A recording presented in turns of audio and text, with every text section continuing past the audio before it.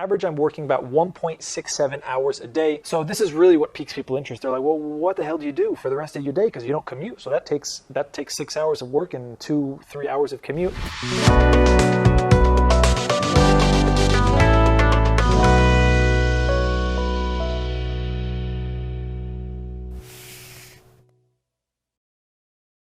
So what do I do all day? This is a question that when someone gets to know who I am and what I do, I get this question often. So I'm going to answer it with this video. Seeing as I have 124 subscribers to my YouTube currently, you probably don't know who I am. Mom, Dad, hello, you guys know who I am. So I'll briefly explain who I am, and that will help explain why my schedule is different than the average.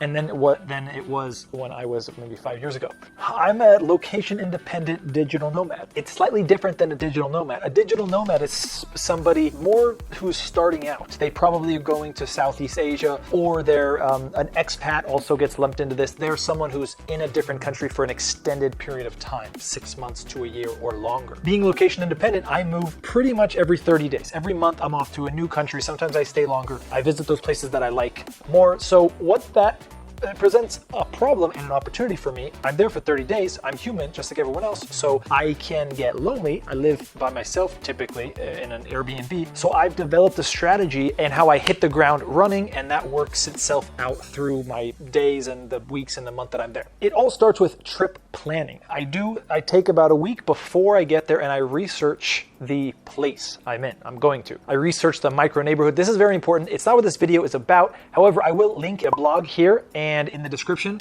that tells you my strategy and how you find cool things in the city that are unique and that's super touristy that you're going to enjoy in your time there. So after that's done and I arrive, what do I do on the first day? The first day is chill out. It's relax. I don't have any big plans. I'm not hitting a city 3-4 days like a backpacker and have to, do some stuff right when I hit down. No, usually I get in. It can be any time of the day. I'll check into my Airbnb. I'll relax in the Airbnb for a little bit, but I'll also be excited. So I'll probably go and check out the neighborhood if it's a walkable area. I will also, if I have laundry to do, I will go do that. Grocery shopping is something I do on the first day. Usually, if there's a building pool, I'll go chill at the pool for a little bit. One of the things I usually do is I go to a cafe. If I'm in I'm in a high-rise complex like this with a shopping mall on the ground, I'll usually go find a nice cafe and chill out there with my computer and my phone. I'll probably do some swiping on Tinder and see what the local women look like. Okay, so day one, chill out time. The furthest I'm getting away is just walking around my neighborhood. After day one, then I have a schedule that I stick to no matter where I'm at. I wake up usually between 6 and 8 a.m. I'll chill out, I'll read a book, I'll do some work probably for about 2 hours until I go to the gym. I usually go to the gym 9, 10 in the morning. I come home, I cook myself lunch, and then at about 12 or 1, I have the day free. So afternoons I do a cafe crawl often, that's what I call them.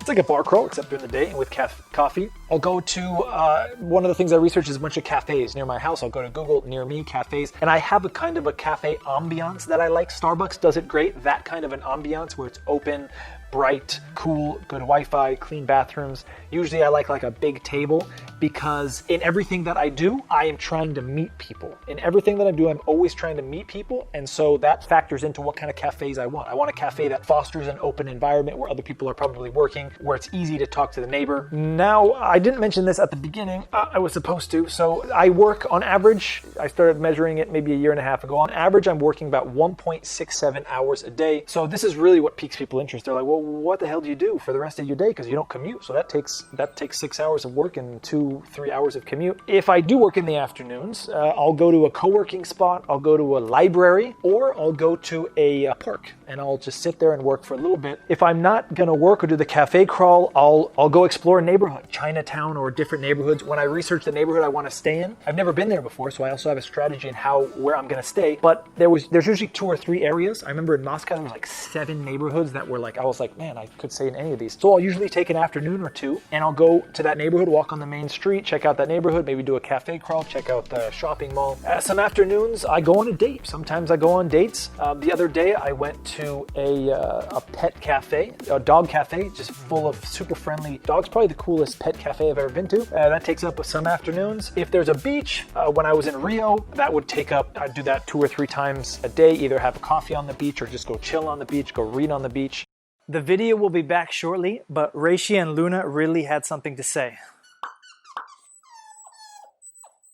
If there's pickup basketball, this is one of the criteria I have for a city. If there's a pickup basketball league, usually I'll do that in the afternoon. Well, not usually, sometimes I will. That usually starts 3, 4, 5 o'clock though, so that's a little bit later. And finally, as a digital nomad, something that you take for granted when you're living in a city for the long term is your ability to know how to do things. Everything and anything, you just kind of know how to do it. Not true when you're a digital nomad, but it's okay if you frame it the right way. So what am I talking about? Sometimes I need to do something and I have to find out how to do that, and it requires some research and going out and finding it. So the most recent example is I was in Ubud in Bali and my sandal broke. Well, I was fostering some dogs and they ate part of my sandal, so it didn't really break.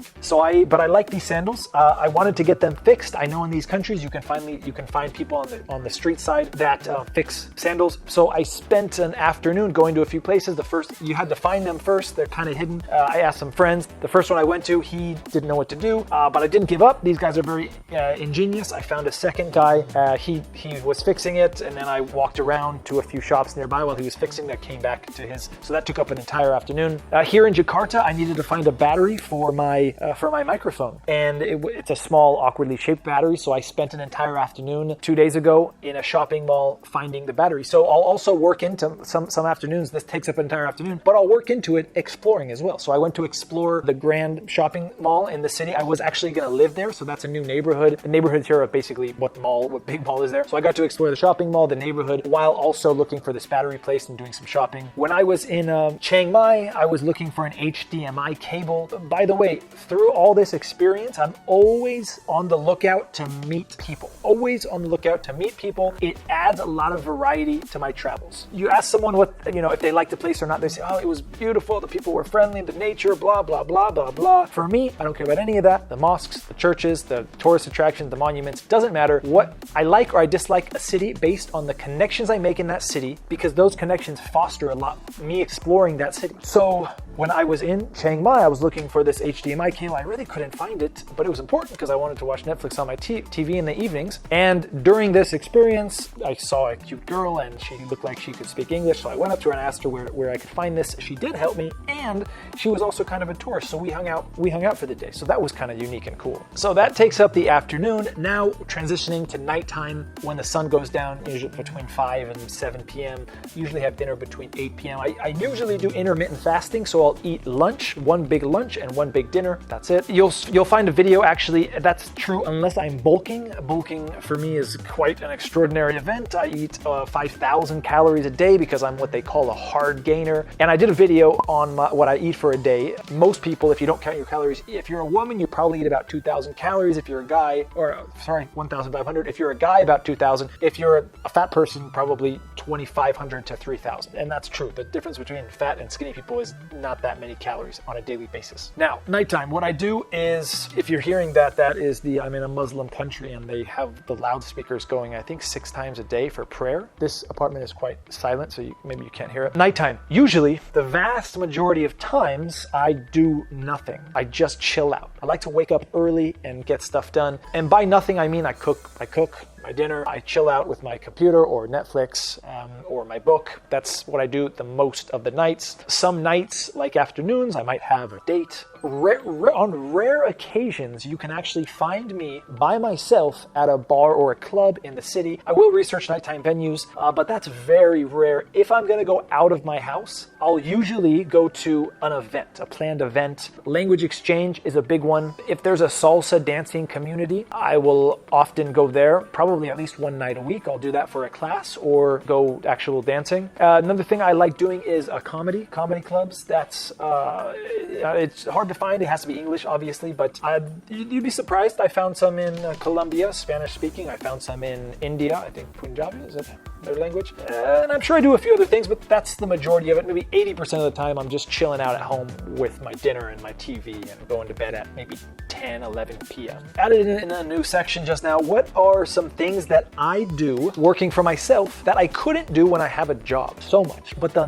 main things are cooking. I cook almost all my meals. I spend maybe 4 to 5 hours a day going to the grocery store, because if you're not working, you have a ton of extra time. So in the past, I would go to Costco and get these big giant boxes so I didn't have to go to the grocery store every 2 or 3 days. Well, nowadays, I actually enjoy going to the grocery store. I cook, yes, that's something I do. I take my time while I cook nicer meals. I do a lot more reading at any time in the day. I can do some reading. And then in the afternoons, I can do things that I would do either squeeze in before or after work. If I have a dentist appointment, any kind of a doctor appointment, and if I want to take a nap, sometimes I take a nap in the middle of the afternoon. It's fantastic. Now, time breakdown. What does that get us? So I sleep 9 hours. That takes up 9 hours. I work for about 2 hours, depending on the day. Could be 2 or 5 hours maximum. Gym is, work could be 0 to 5 hours maximum. Gym, about 2 hours, 3 to 6 days a week. It depends on the cycle I'm in. Cooking and eating, that takes about 4 to 5 hours. So that equals about 16 hours of my day. So for the 8 hours, the miscellaneous, that's my afternoons and evenings. You know, the park, working from a cafe, going on a date, finding a beach, pick up basketball, going to a language exchange, comedy show. That's what I do. That's pretty much my schedule, no matter where I'm at. Let me know what you thought. See you in the comments.